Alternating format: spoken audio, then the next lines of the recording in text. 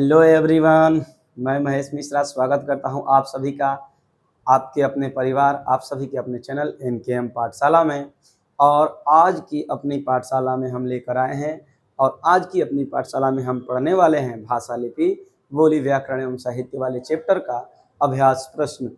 ये क्लास अभ्यास को लेके है, इसमें कुछ एक्सरसाइज है इस चैप्टर को लेकर, कुछ प्रश्न उत्तर होंगे जिनको हम आज आराम से समझने वाले हैं। इससे पहले वाली वीडियो में हमने इस चैप्टर को डिटेल में पढ़ाया है। आप इस चैप्टर को, इस वीडियो को पहले देखिएगा। 51 या 50 मिनट की लगभग ये क्लास होगी। वो चैप्टर देखने के बाद, वो वीडियो देखने के बाद इस चैप्टर में आपको कोई भी और कहीं भी कंफ्यूजन नहीं रहेगी। चाहे आपके विद्यालय में किसी भी पब्लिकेशन की पुस्तक क्यों न लगती हो, इस चैप्टर को यदि आप इस वीडियो को आप यदि देखते हैं तो इस चैप्टर से आपका कोई कंफ्यूजन नहीं रहेगा। वो इससे पहले वाली वीडियो क्लास 6, 7 और 8 तीनों क्लास के विद्यार्थी आराम से देख सकते हैं। वैसे तो ये जो सॉल्यूशन है क्लास 8 की पुस्तक की है, चूँकि इससे पहले हमने इसको डिटेल में पढ़ा दिया है, तो अलग अलग क्लास 7 और 6 की भी मैं सॉल्यूशन लेकर आऊँगा। तो चलिए हम इसको पूरा कर लेते हैं। ये सॉल्यूशन में सही विकल्प पर सही का निशान लगाइए। पहला क्वेश्चन है कि मन के भावों एवं विचारों के आदान प्रदान का साधन क्या कहलाता है। तो आप सभी को हमने पढ़ाया, आप सभी को बताया गया है कि मन के भावों एवं विचारों के आदान प्रदान के माध्यम को ही हम क्या कहते हैं, भाषा कहते हैं। इस वाले ऑप्शन के साथ हम जाने वाले हैं। भाषा के कितने रूप होते हैं? देखिए, किसी किसी पुस्तक में भाषा के 2 ही रूप दिए गए हैं, लेकिन भाषा का एक तीसरा रूप सांकेतिक भाषा भी होता है। मौखिक, लिखित और सांकेतिक भाषा। तो हम 3 वाले ऑप्शन के साथ जाना चाहेंगे, ये वाला ज़्यादा सफिशिएंट है। भाषा का क्षेत्रीय रूप क्या कहलाता है? तो हमने बताया था कि भाषा का क्षेत्रीय रूप या भाषा का अल्प विकसित रूप ही बोली कहलाता है। बोली की परिभाषा में ही है कि भाषा का क्षेत्रीय रूप या अल्प विकसित रूप बोली कहलाता है। लिखने के ढंग को क्या कहते हैं? तो लिखने के ढंग को हम क्या कहते हैं? भाषा को लिखने के लिए या ध्वनियों को लिखने के लिए हम चिन्हों का प्रयोग करते हैं और उन चिन्हों को लिखना ही लिपि कहलाता है। तो भाषा के लिखने के ढंग को ही हम लिपि कहते हैं। लिपि क्या है? तो भाषा को लिखने का एक ढंग या तरीका है। साहित्य के कितने रूप होते हैं? तो साहित्य के मुख्यतः हमने पढ़े थे कि साहित्य के 2 रूप होते हैं, एक गद्य साहित्य होता है और एक पद्य साहित्य होता है, जिसे गद्यांश और काव्यांश भी कहते हैं।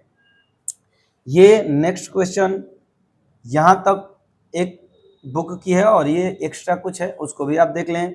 तो हिंदी को राजभाषा के रूप में कब स्वीकृत किया गया? जब हमने आपको राजभाषा, राष्ट्रभाषा पढ़ाया था तो बताया था कि हिंदी को राजभाषा के रूप में 14 सितंबर 1949 को अपनाया गया। तो ऑप्शन सेकंड वाला सही होने वाला है। 14 सितंबर 1949 को, मतलब 14 सितंबर 1949 को हम हिंदी को राजभाषा के रूप में स्वीकार करते हैं और 14 सितंबर को ही हम हिंदी दिवस के रूप में, राष्ट्रीय हिंदी दिवस के रूप में मनाते हैं। आप इससे पहले वाली वीडियो को देख लीजिएगा, जिससे आपको फायदा होने वाला है। सरकारी कार्यालयों में राजकाज में प्रयुक्त भाषा क्या कहलाती है? तो जब हम राजभाषा की परिभाषा हमने पढ़ी थी तो उसमें हमने देखा था कि राजभाषा क्या है, कि सरकारी कार्यालयों में कामकाज की भाषा है। राजभाषा ही सरकारी कार्यालयों में कामकाज की भाषा होती है, जबकि राष्ट्रभाषा क्या होती है कि उस देश की, किसी भी देश की आधे से अधिक जनसंख्या जिस भाषा को बोलती है उसे हम राष्ट्रभाषा कहते हैं। और हमने बताया भी था कि भारत की अभी संवैधानिक रूप से कोई राष्ट्रभाषा नहीं है। वैसे हम हिंदी को राजभाषा भी मानते हैं और राष्ट्रभाषा भी कहते हैं। नेक्स्ट क्वेश्चन है कि निम्नलिखित भाषाओं की लिपियां लिखनी है। जापानी की लिपि हमने आपको बताया था कि जापानी भाषा की लिपि क्या है। तो एक हमने बताया कांजी, एक हमने बताया था काता कातागाना, ऐसे करके हमने 3 लिपियां बताई थी। तो आप एक बार केवल कांजी लिख लो, छोटा है, याद भी रहेगा, और बहुत से लोग कांजी पीते भी हैं। तो उर्दू का फारसी, मैंने उस समय बताया था कि ज़्यादा उर्दू फारसी ना झाड़ो, इसका मतलब कि उर्दू का फारसी, मराठी का देवनागरी। आप इससे पहले वाली वीडियो को देखेंगे तो उसमें हमने इन भाषाओं की लिपियों को ट्रिक से याद करवाने का प्रयास किया है। जैसे मराठी और गुजराती, तो राष्ट्रगान में पंजाब सिंध गुजरात मराठा आता है, तो गुजराती और मराठी का देवनागरी लिपि हमने बताया था। जर्मन का रोमन, जर्मन रोमन ऐसे करके कुछ बताया था हमने, जर्मन और रोमन। पंजाबी का, पंजाब में सत श्री अकाल गुरु होते हैं, तो पंजाबी का गुरु मुखी, यहां पर गुरु में छोटा ऊ होगा, गुरुमुखी। अब नेक्स्ट संस्कृत की, तो देवनागरी आपको पता ही है।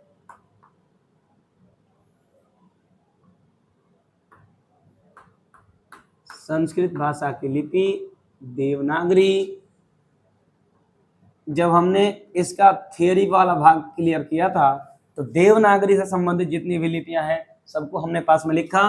फ्रेंच का भी आप रोमन ही लिखोगे, फ्रेंच, अंग्रेजी, जर्मनी, इन सब का रोमन। हिंदी की देवनागरी,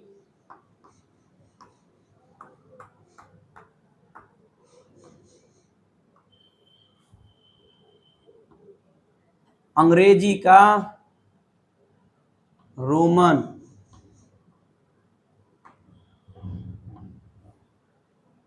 और गुजराती का देवनागरी।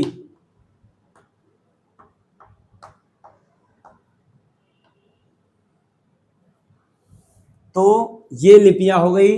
नेक्स्ट क्वेश्चन है कि निम्नलिखित स्थितियों में भाषा के कौन से रूप का प्रयोग किया जा रहा है।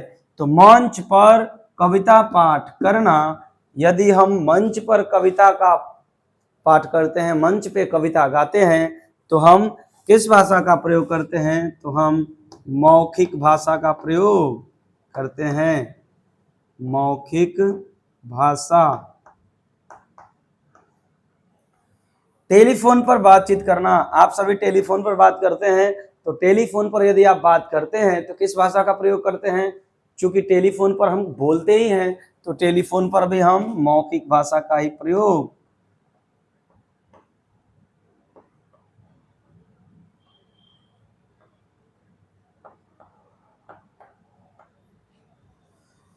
समाचार वाचिका द्वारा समाचार का वाचन, समाचार वाचिका यदि समाचार बोलती है, समाचार का वाचन करती है, तो वो मौखिक भाषा का ही प्रयोग करती है।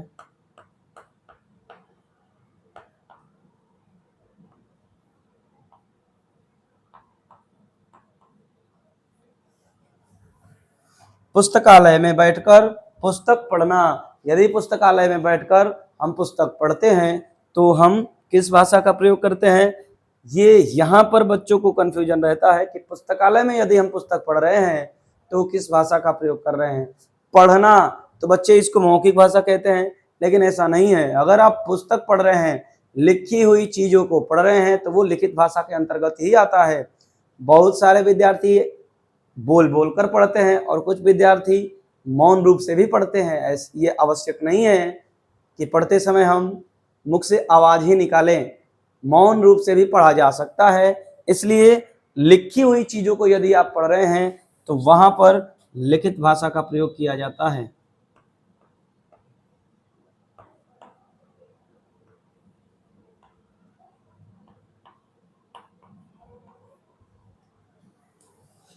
और कंप्यूटर पर इंटरनेट द्वारा जानकारी प्राप्त करना, यदि हम कंप्यूटर पर कुछ काम करते हैं तो लिखे हुए चीज़ों को ही पढ़ते हैं, इसलिए यहाँ पर लिखित भाषा,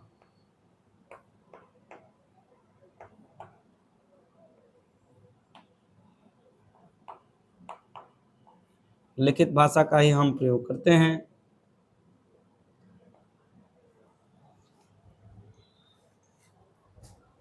तो आई थिंक ये आपको समझ में आ गया होगा। इसमें जितनी भी एक्सरसाइज थी हमने इसको करा दिया।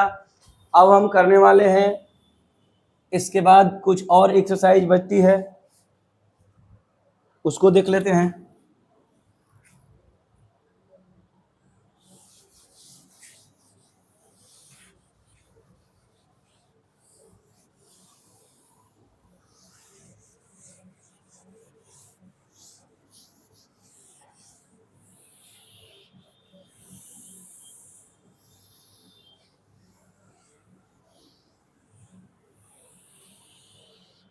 दो सेकेंड का आप वेट करेंगे तो ये चीजें आपको लिखी हुई मिलेंगी।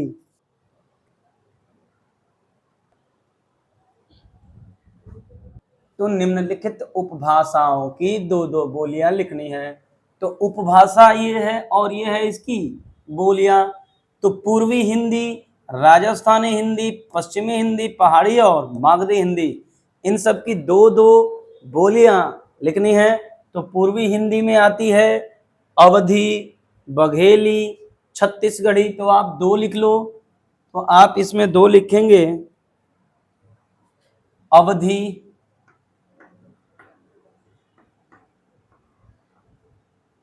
बघेली,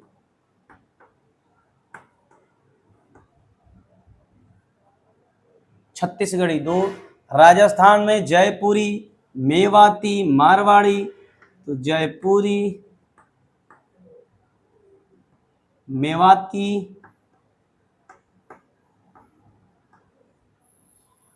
पश्चिमी हिंदी में आप देखो कि ब्रजभाषा, कन्नौजी, हरियाणवी। तो आप इसमें लिख लीजिए ब्रजभाषा,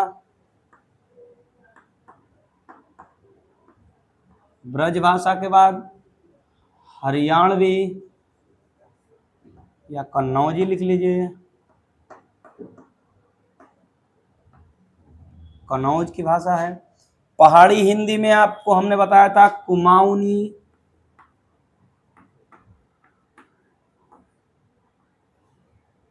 और गढ़वाली,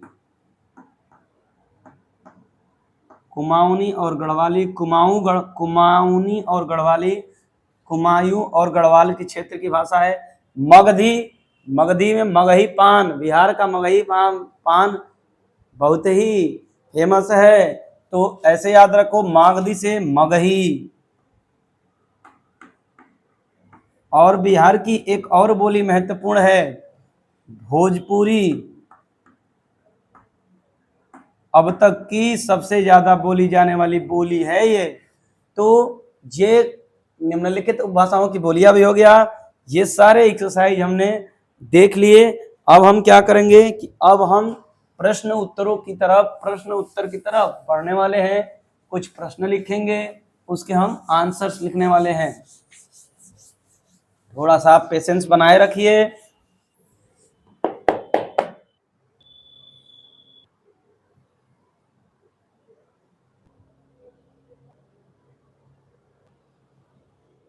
तो भाषा किसे कहते हैं, ये हमारा पहला प्रश्न था कि सार्थक ध्वनियों का वह समूह जिसके द्वारा हम अपने मन के भावों या विचारों को प्रकट करते हैं और दूसरों के भाव या विचार को समझते हैं। हमने भाषा की दो परिभाषा बताई थी इससे पहले वाली वीडियो में कि भाषा क्या है। तो भाषा एक माध्यम है, भाषा एक साधन है जिसके द्वारा हम अपने मन के भावों या विचारों को प्रकट करते हैं और दूसरों के भावों या विचारों को समझते हैं। दूसरा हमने बताया था कि भाषा क्या है, तो सार्थक ध्वनियों का एक समूह है जिसके द्वारा हम कम्युनिकेट करते हैं, एक दूसरों के भावों को आदान प्रदान करते हैं। तो ये हमने लिख लिया कि भाषा सार्थक ध्वनियों का वह समूह जिसके द्वारा हम अपने मन के भावों या विचारों को प्रकट करते हैं और दूसरों के भावों या विचारों को समझते हैं। उसके बाद सेकंड क्वेश्चन है कि भाषा के कितने रूप होते हैं, उदाहरण सहित लिखना है।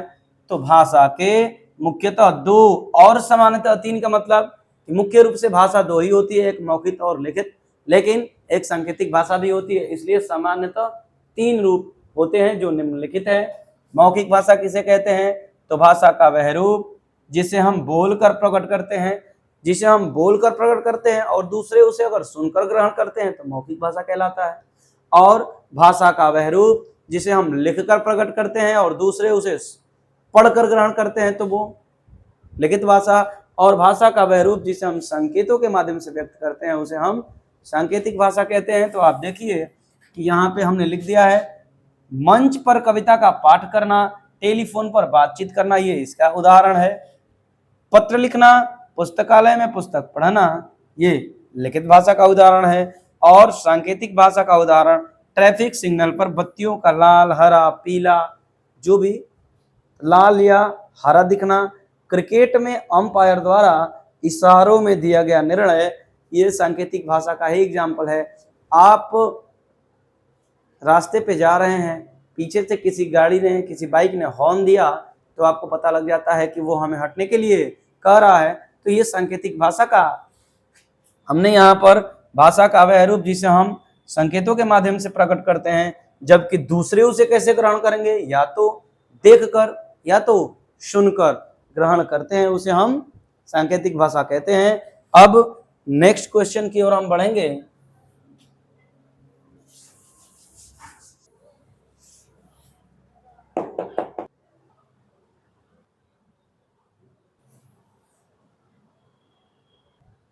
तो नेक्स्ट क्वेश्चन है कि बोली और उपभाषा में क्या अंतर है। तो बोली और उपभाषा में हमें अंतर लिखना है। तो बोली भाषा का क्षेत्रीय या अल्प विकसित रूप होती है, बोली का क्षेत्र सीमित होता है और यह सदैव बदलती रहती है। बोली में साहित्य रचना नहीं होती। हमने जब इसका थियोरी वाला पार्ट पढ़ा था तो हमने पढ़ा था कि बोली भाषा का अल्प विकसित रूप या क्षेत्रीय रूप होती है, बोली का क्षेत्र सीमित होता है, बोली का क्षेत्र सीमित होता है और बोली सदैव बदलती रहती है, जबकि और बोली में साहित्य रचनाएं नहीं होती। लेकिन हमने कुछ ऐसी बोलियां भी बताई थी जैसे ब्रजभाषा, अवधी, मैथिली, राजस्थानी, इन भाषाओं में, इन बोलियों में साहित्यिक रचनाएं हुई हैं। चूंकि अंतर लिखना है तो बोली भाषा का क्षेत्रीय या अल्प विकसित रूप होती है, बोली का क्षेत्र सीमित होता है और यह सदैव बदलती रहती है, बोली में साहित्य रचना नहीं होती। जबकि इसके विपरीत क्या होता है, उपभाषा क्या है, बोली का विकसित रूप है। जब बोली का क्षेत्र थोड़ा विकसित हो जाता है तो उसमें साहित्यिक रचनाएं होने लगती हैं, उसमें साहित्यिक रचनाएं होने लगती हैं और वह उपभाषा का रूप ले लेती है और यही उपभाषा आगे चलकर भाषा का रूप ले लेती है। हमने इससे पहले वाले वीडियो में एक ऐसे फिगर बनाकर आपको ड्रॉ किया था, आप देखिएगा, ऐसा कुछ ड्राइंग हमने बनाया था जिसमें हमने इसे बोली कहा था, इसमें बोली इसे बोला गया था, ये उपभाषा और ये भाषा। आप देखिए कि इसमें बोली का क्षेत्र छोटा है थोड़ा सा, उससे बड़ी हुई तो उपभाषा और उससे भी बड़ी हुई तो भाषा का रूप ले लेती है। तो हमने इसको पहले क्लियर कर दिया था कि बोली भाषा का अल्प विकसित रूप है, जबकि उपभाषा क्या है, बोली का ही विकसित रूप है और भाषा क्या है तो उपभाषा का विकसित रूप है।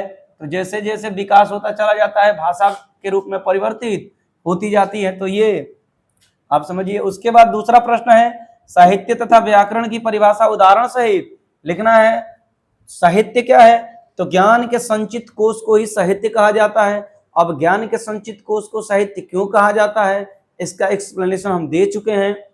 साहित्य को समाज का दर्पण भी कहा जाता है क्योंकि साहित्य समाज पर ही लिखी जाती है, समाज में जो चीजें घटती हैं उनको ही साहित्य के रूप में लिखा जाता है। साहित्य के दो प्रकार होते हैं जो निम्नलिखित हैं। पहला गद्य साहित्य जिसे हम गद्यांश कहते हैं, दूसरा पद्य साहित्य जिसे हम काव्यांश कहते हैं। व्याकरण क्या है, तो व्याकरण वह शास्त्र है, हमने बताया था कि व्याकरण वह शास्त्र है, विधा है, कृति है, रचना है, संस्करण है, पुस्तक है, ये सारे एक ही चीज हैं।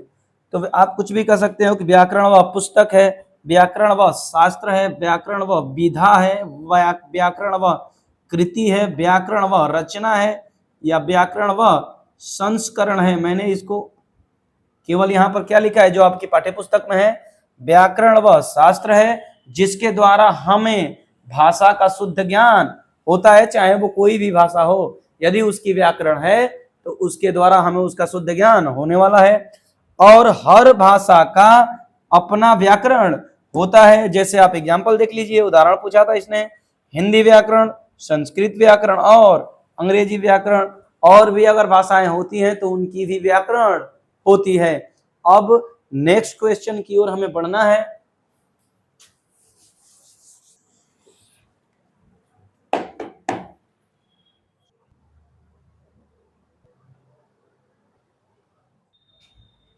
नेक्स्ट क्वेश्चन है, भाषा के अस्थायी और भाषा के अस्थायी रूपों का उदाहरण दीजिए। मैंने जब इस चैप्टर को मैं एक्सप्लेन कर रहा था तो मैंने बताया था कि भाषा का अस्थायी रूप क्या होता है, भाषा का अस्थायी रूप क्या होता है। तो मौखिक भाषा को ही भाषा का अस्थायी रूप कहा जाता है क्योंकि यह अस्थायी नहीं होता। मौखिक भाषा को हम भाषा का अस्थायी रूप कहते हैं, जबकि लिखित भाषा को हम भाषा का अस्थायी रूप कहते हैं। क्यों आप जानते हैं या आपको पता है कि प्राचीन समय से ही, पुराने समय से ये जो चीज़ें हमको अब तक जानकारी मिलती आ रही है, पुराने समय से पुरातात्विक साक्ष्य जो हमें मिलते हैं, अगर हमें किसी साहित्य के बारे में मिलता है, किसी ग्रंथ के बारे में पुरातात्विक साक्ष्य मिलता है तो हमें लिखित रूप में ही प्राप्त हुआ है, मौखिक रूप में प्राप्त नहीं हुआ। और मौखिक रूप को हम लंबे समय तक नहीं रख सकते, जबकि लिखित रूप को हम लंबे समय तक रख सकते हैं। आज के समय में मौखिक रूप को भी, बोली हुई चीज़ों को भी रिकॉर्ड करके रखा जा सकता है, लेकिन जो मुख्य बात है, जो सर्वमान्य है कि लिखित भाषा को ही हम इसका अस्थायी रूप कहते हैं। क्योंकि आप देखिए कि लिखित भाषा को अब तक जो चीज़ें लिखी गई हैं उसे हमने तो लिख के रखा है, इसका तो प्रमाण है। अब आगे फ्यूचर में बोली गई चीज़ों को रखा जा सकता है कि नहीं, ये तो फ्यूचर की बात हो गई। लेकिन लिखित भाषा को अस्थायी रूप और मौखिक भाषा को भाषा का अस्थायी रूप कहा जाता है। तो मौखिक भाषा को ही भाषा का अस्थायी रूप कहा जाता है क्योंकि अस्थायी नहीं होती।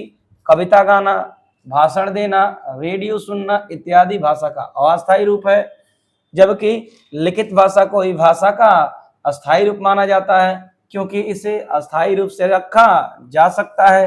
पत्र लिखना, साहित्य लिखना, पुस्तक लिखना इत्यादि भाषा के अस्थायी रूप हैं। अब तक इस वीडियो में हमने जितना बोला, यदि आप कहेंगे कि इसे मौखिक रूप में सेम उसी प्रकार आप कह दीजिए तो यह पॉसिबल नहीं है, लेकिन लिखी गई चीज़ों को तो सेम उसी प्रकार पढ़ा जा सकता है ना। तो यही है कि मौखिक भाषा भाषा का अस्थायी रूप है और लिखित भाषा भाषा का अस्थायी रूप है। अब हम आगे लिपि पढ़ने वाले हैं। लिपि पर प्रश्न है कि लिपि किसे कहते हैं। तो हमने बताया था कि भाषा को लिखने के लिए जिन चिन्हों का प्रयोग किया जाता है वो क्या है, लिपि है। ध्वनियों को प्रदर्शित करने के लिए हम कुछ चिन्हों का प्रयोग करते हैं, वही क्या है, लिपि है। तो लिपि को भी हम लिख लेते हैं। तो लिपि किसे कहते हैं ये प्रश्न है। ध्वनियों को लिखित रूप से प्रदर्शित करने के लिए जिन चिन्हों या विधियों का, तरीकों का, तो ध्वनियों को लिखित रूप से प्रदर्शित करने के लिए जिन चिन्हों का प्रयोग किया जाता है उसे ही हम लिपि कहते हैं, उसे ही लिपि कहा जाता है। अर्थात भाषा के लिखने के ढंग को ही लिपि कहा जाता है। दूसरी परिभाषा आप बता सकते हैं कि मुख से निकली ध्वनियों को लिखने की विधि या चिन्ह को ही लिपि कहते हैं। और कुछ स्टार पॉइंट हमने लिखे हैं। मुख्य पॉइंट है कि प्रत्येक भाषा की अपनी लिपि होती है। हिंदी भाषा की लिपि देवनागरी है। देवनागरी लिपि ये महत्वपूर्ण है, बाएं से दाएं लिखी जाती है। और ये एक पॉइंट छूट गया था जब हम वीडियो की एक्सप्लेनेशन दे रहे थे, उसमें ये छूट गया था कि चीनी भाषा की लिपि क्या है, चित्रलिपि है। तो आप इसको यहाँ पे याद कर लीजिए।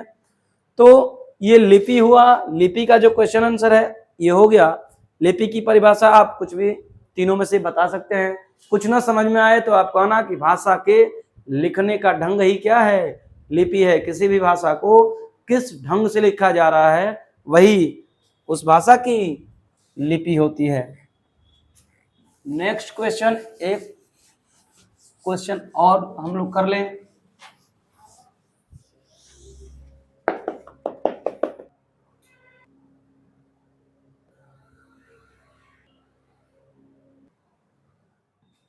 तो नेक्स्ट क्वेश्चन है, हिंदी भाषा में व्याकरण के कितने अंग होते हैं?